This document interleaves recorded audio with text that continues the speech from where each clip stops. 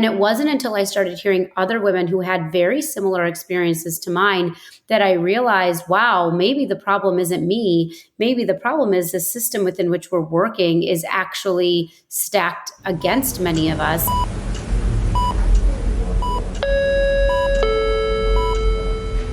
Paging Dr. Cook. Paging Dr. Cook. Dr. Cook, you're wanted in the OR. Dr. Cook, you're wanted in the OR.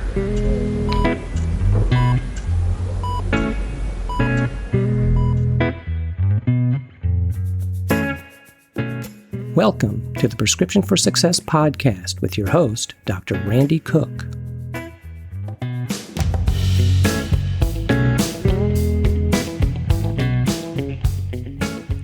Hello, everyone, and welcome to Prescription for Success. I'm Dr. Randy Cook, your host for the podcast, which is a production of MD Coaches, providing leadership and executive coaching for physicians by physicians to overcome burnout, transition your career, develop as a leader, or whatever your goal might be. Visit MD Coaches on the web at mymdcoaches.com because you're not in this alone. And don't forget that CME credit is available when you listen with us. Just look for CMify in the show notes to learn how. My guest today is a return visitor with us. She is a tenured associate professor of medicine in the Division of Hematology and Oncology at the University of Illinois Cancer Center in Chicago.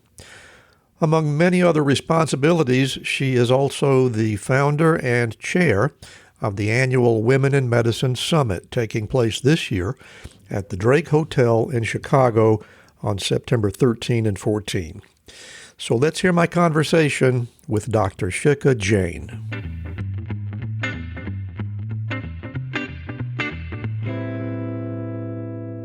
I am so excited to have Dr. Shikha Jain back on Prescriptions for Success. We were just chatting a moment ago.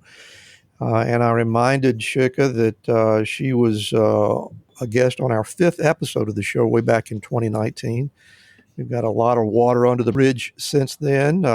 You've been doing a lot of stuff that we're going to talk about. But Shikha Jain, welcome back to Prescriptions for Success. I am so excited to be talking to you again. Thank you so much. I'm so excited to be back and having this conversation with you as well. Well, we're going to spend most of today talking about the Women's Summit that's coming up. I will invite our audience by reminding them that you were a guest on episode number 5 of our show, and if they would like to hear that, we would be more than happy for them to scroll back and hear our conversation way back then. But I really want to put the spotlight on women in medicine. But just to make sure that we have at least some background, I want you to remind our audience what your day job is. You are an internist at the University of Illinois Cancer Center. So give us the details on that. So I am actually triple board certified in internal medicine, hematology, and oncology, and I specialize in GI oncology. So I am an associate professor with tenure at the University of Illinois Cancer Center, where I see GI oncology patients, and I'm also our director of communication strategies and digital innovation. You are a busy faculty member. And how long since you got certified to practice medicine have you been in business?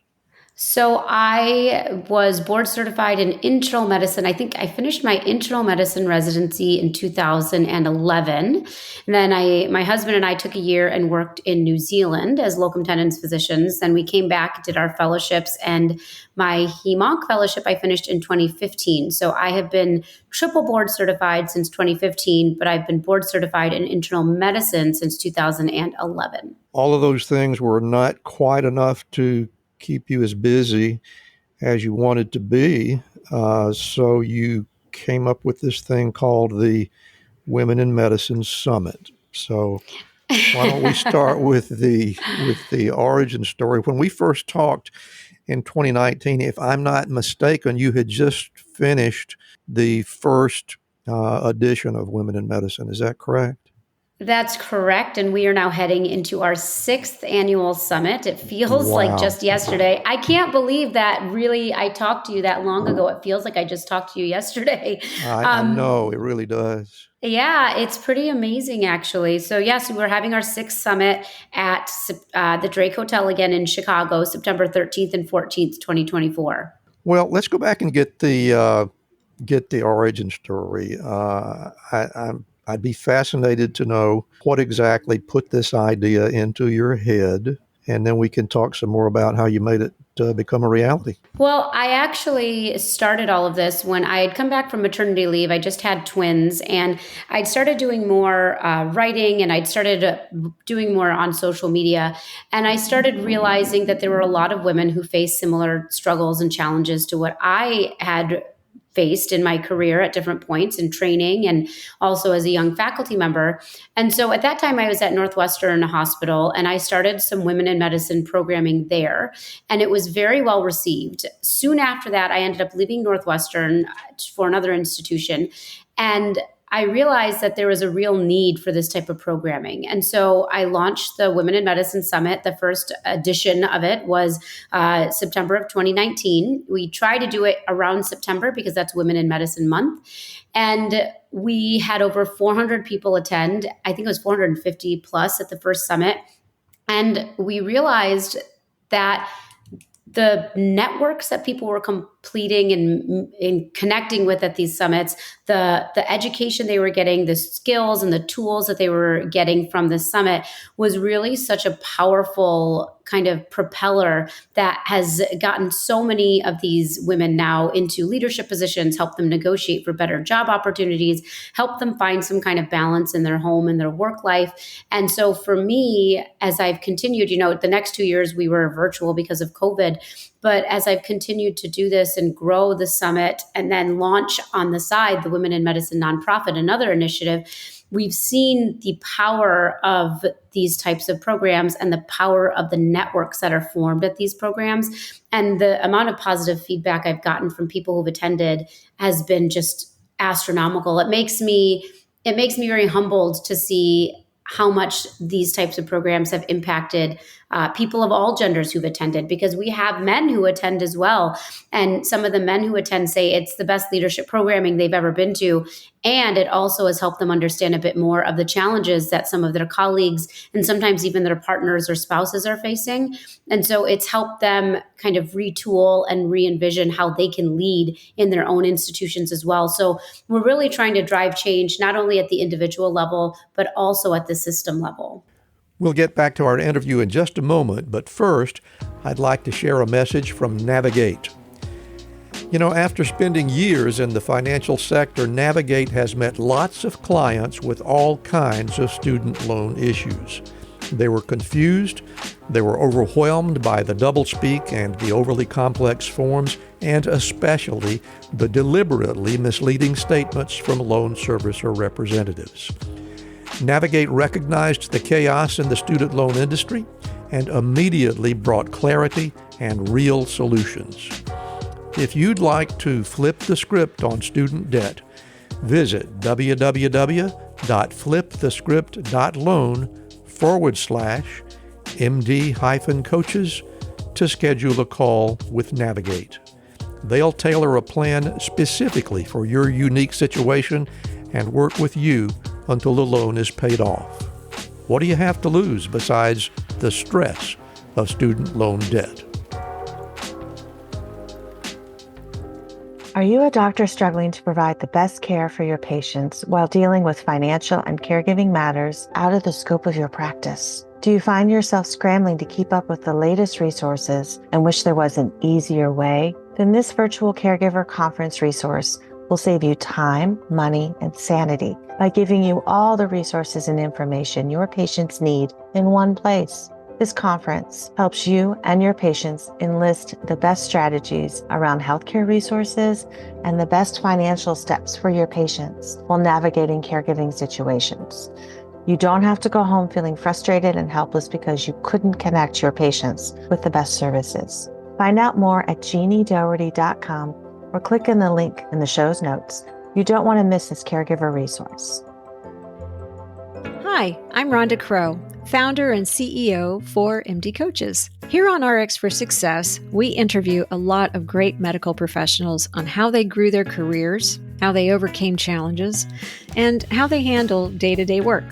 I really hope you're getting a lot of great information.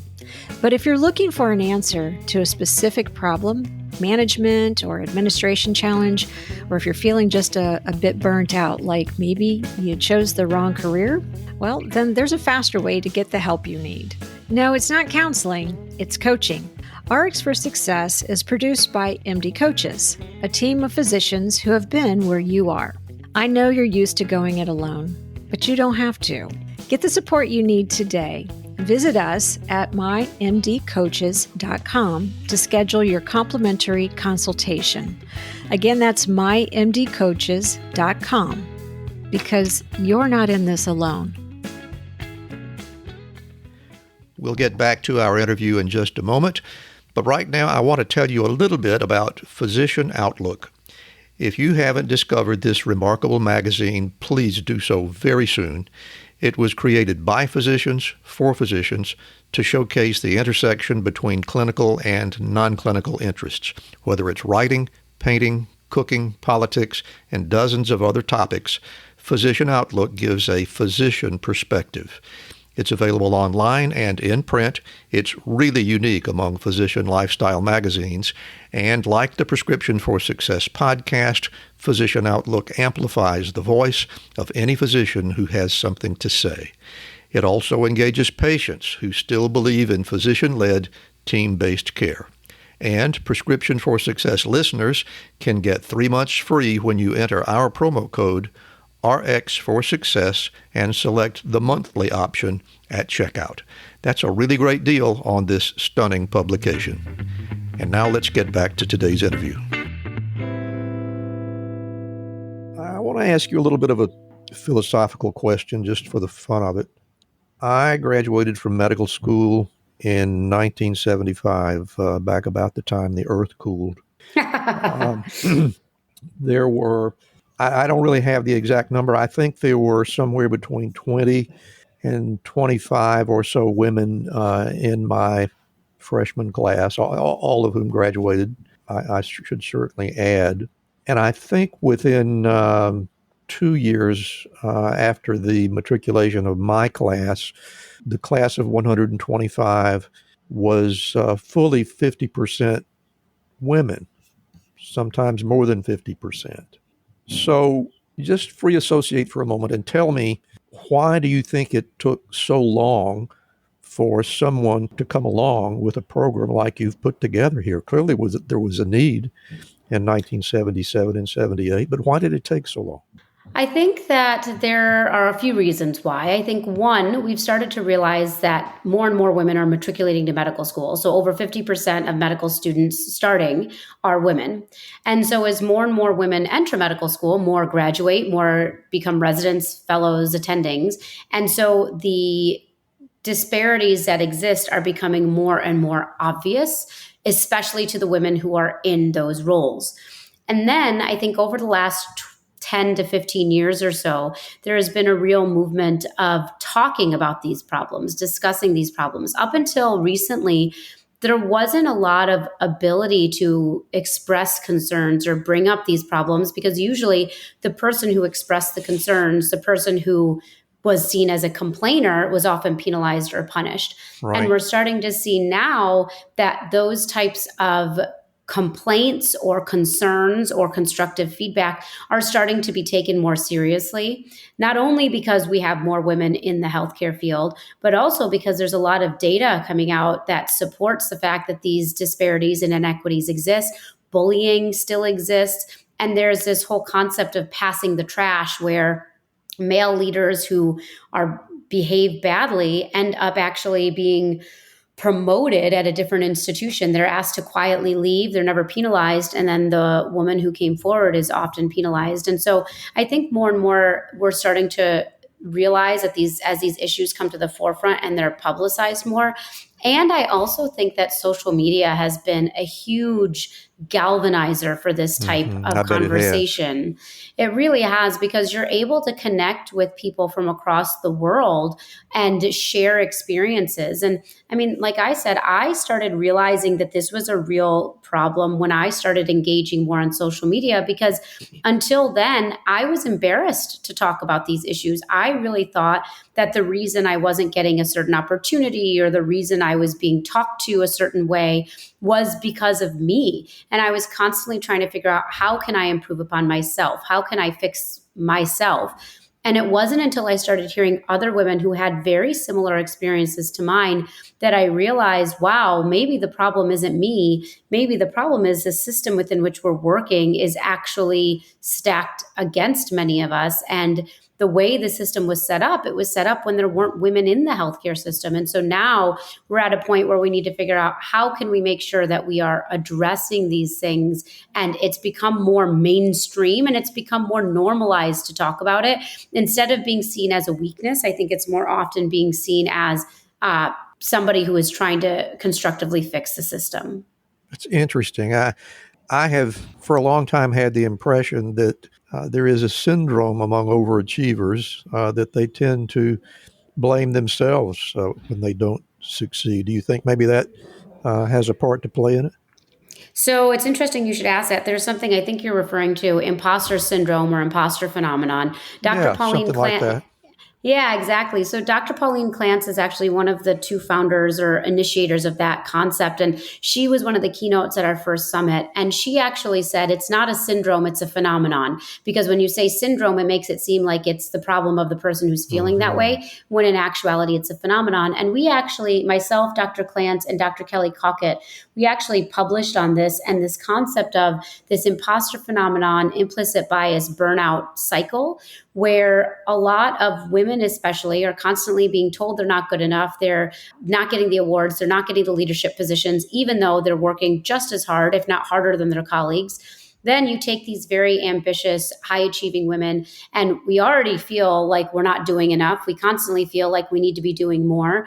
And when you get that external validation with this implicit bias, it's resulting in you not getting those opportunities. It feeds more into this imposter phenomenon. And then all of this leads into the cycle of burnout. And then when people start getting burned out, it feeds in even more into implicit bias. So it's this endless circle, and we need to break that cycle, because until we do, we're going to keep chasing amazing, ambitious, brilliant women out of medicine. And it's going to be negative and detrimental for the health of our communities. We've seen that in data as well, where women physicians are exceptional caregivers and providers and physicians. There was a study that came out that showed women physicians, internal medicine physicians, had lower readmission rates when they were taking care of patients in the hospital. Another study that came out showing women surgeons had lower mortality and morbidity. And I want to emphasize, this is not an us versus them concept or communication or conversation. It's not that men are better or women are better. It's that women are exceptional physicians and they are being chased out of medicine. And the question is why? Why are so many women leaving medicine? Why are so many women feeling undervalued? Why are so many women not feeling they're getting the opportunities that they deserve? And a lot of things feed into that. And so we need to really be strategic in how can we fix these systemic barriers to retain these women and elevate these women, because it's not only the right thing to do, it's also what's best for the health of our communities. Yeah, it's really fascinating how many behaviors are sort of built into our behavior because of that, because it's, quote, always been that way. Sometimes I think we don't even think about asking the questions. And then when we do, we're afraid to sort of stand out there and feel like you're going to be the boy who cried wolf. So I think that says a lot about your courage and your determination. So do you feel like that? Do you feel like a fierce warrior by any chance? It's funny. Somebody coined the term gender equity warrior, and I thought that was very appropriate for many of us. I feel, it does feel like a battle sometimes, and you get dragged, you get attacked. I mean, I have posted things or I've written articles or I've had podcasts where I tell everybody not to read the comments section of your own articles, because holy smoke, some people just drag you down. And it feels like an uphill battle sometimes, but that's why I really focus on the small wins and sometimes the big wins. I mean, every time I'm feeling burnt out or exhausted or I don't want to continue doing this, somehow, the stars align and I'll get an email or a direct message from someone saying, Dr. Jain, thank you so much. Your summit did this for me, or your leadership programming helped me navigate a path to a new leadership position, or the networks I've created have also resulted in me having some of my best friends. So it's the positive I try to really focus on to keep me going. Sounds like you really got the key to success. And I think it's so true in just about anything that we do. And again, congratulations to you for making such a success of it. Let's talk a little bit about what's going to be on the menu this year. You want to tell us about this year's conference? Yeah, this conference is going to be the best yet. I say that every year, and every year it gets better. I bet it does. It really does. Our keynote speakers this year are just phenomenal. So we have Dr. Jen Gunter. It's her first time speaking at the summit, and she is one of my heroes online. I love watching how she uses her voice for advocacy and how she empowers others. So I'm really excited for her. Dr. Jessie Gold is not only one of our keynote speakers, she's also going to have advanced copies of her book there to sign. So her book comes out in October, and some of our attendees are going to be lucky enough to get some of the first copies. Dr. Julie Silver was actually a keynote at our very first Women in Medicine Summit. She is a force, and she is just an incredible speaker. And she normally runs the Harvard Women's Leadership Conference that happens every year. This year, unfortunately, the conference isn't happening. So I'm hoping some of the people who in the past have attended that conference may come join us in Chicago in September for our conference this year to hear from Dr. Silver. And another phenomenal keynote this year, Dr. Kimberly Manning. She has spoken at our summit before, and her talks are just not to be missed. I leave with like goosebumps every time I hear her speak. So our 4 keynotes are phenomenal. And then we have 2 new breakout. There's a lot of new breakouts this year, but 3 of them that I'm really excited about. One is a breakout on how to negotiate like an auctioneer, because we never really learn how to negotiate for ourselves. I love that title. Isn't that awesome? I'm so really excited. It's going to be great. I'm planning on attending that session, just FYI. Another session that we have that's unique and new this year is using improv comedy to reclaim the joy in your career. So really excited about that one. And then we have another one by a woman who I just met this past year, and she actually produced a movie on some of the physicians who went through COVID, on the front lines of COVID. And so she is going to be talking about the power of storytelling and narrative and talking about producing this movie. So I'm just thrilled for our speakers this year. That really sounds like a fabulous, fabulous program. And I know you're excited about it. And I bet your attendees are going to get a whole lot out of it as well. You want to go ahead and tell us, I'm sure people can still register. We've got time. You want to tell people how they can go about getting signed up for the show? Absolutely. So the summit is September 13th and 14th in Chicago. The website is womeninmedicinesummit.org, and you can find all of the information there. We have group discounts. So if you want to come with a group of 10 of your best friends, let us know, and we can work on group discounts for you. But just really, I'd recommend signing up. It's such a fun conference and an educational conference, and we really try to make it an experience. I mean, I want people to come and leave there not wanting to leave. It's very interesting because most conferences I go to, I pick and choose a couple of sessions I want to go to. People who come to the summit have told me that they don't want to leave the hotel the entire 2 days because they don't want to miss a moment of the programming that's going on. Well, it's so unique, I think, and truly different from any other so-called medical conference that we have all had to endure over the years. So it sounds like you've really put together a really good recipe to get people fired up and interested. I am wondering, is it possible for people who can't be there in person, is it possible to attend online this year?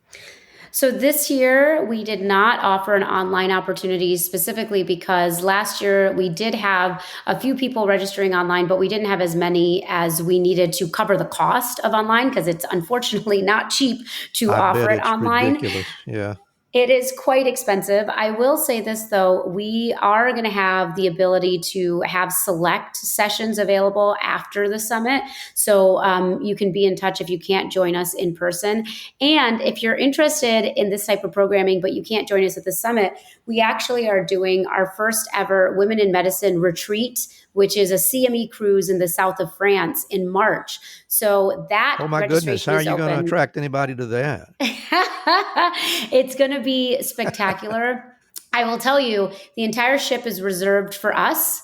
And the speakers there's retired Lieutenant General Mark Hertling, who is just phenomenal. Dr. Kimberly Manning is going to be speaking there again. Wow. I mean, it is going to be so much fun. There's excursions, there's wine tasting, and the educational programming. You can attend it or you don't have to attend it. That's up to you. But regardless, it is going to be 8 days on a river through the south of France, drinking wine, relaxing. Bring your friends, bring your spouse, bring your, roommates from med school, whoever it is. I would highly recommend that people get registered for that as well, because that is going to be an experience as well. I'm going to bet that sells out really quickly. Yeah, I would not be surprised if it does. So if you want to learn about that, you can go to the nonprofit's website, which is wimedicine.org. And that is where you can find information on the cruise. Well, Dr. Shikha Jain, it has been a pleasure speaking with you again. And I'm just, I'm really excited for you in the success of the program, the Women in Medicine program, and I know you must be proud. Before we go, I'm going to give you one more chance to tell people exactly how they can go about getting signed up and where to find you. Absolutely. So you can sign up for the Women in Medicine Summit at womeninmedicinesummit.org. If you want to find me, I'm on all social platforms. You can find me at Shikha Jain MD. You can also follow Women in Medicine on all platforms. So we are on Twitter. We're on TikTok now. We're on Facebook, we're on Instagram. You can find us at wimedicine.org. And we would love to see you in Chicago this September. Or if you can't make it in September, we'd love to see you in the south of France in March. Sounds like a great plan. Dr. Shikha Jain, it has been a pleasure speaking to you again. I'm really excited for you and the program, and I wish you the best of luck in this year's presentation. Thanks so much. And Randy, one of these years, we're going to have to get you out there. It sounds like fun to me. I'm already thinking about that cruise through the rivers of France. That sounds like a good one to me. You should absolutely come. It's really going to be so much fun. And you get to hang out with people like Lieutenant General Mark Hertling, which is, a bonus. So I bet. Well, all right then. Dr. Shikha Jain, thanks again for being with us on Prescriptions for Success. Thanks so much for having me. Thank you so much for listening with us today. If you enjoyed the show, you can help us reach more listeners by leaving a rating and a review, especially on Spotify or Apple Podcasts. And if your app doesn't have that option, just leave us an email or a voicemail through SpeakPipe at www.mymdcoaches.com/podcast. You can also help by becoming a Patreon member. That link is in the show notes. And we hope you'll also follow our companion podcast, Life-Changing Moments, with Dr. Dale Waxman. Special thanks to our producer, Craig Clausen, our promotions manager, Mariana Rodabaugh, and to Ryan Jones, who created and performs our theme music. And remember, be sure to fill your prescription for success with my next episode.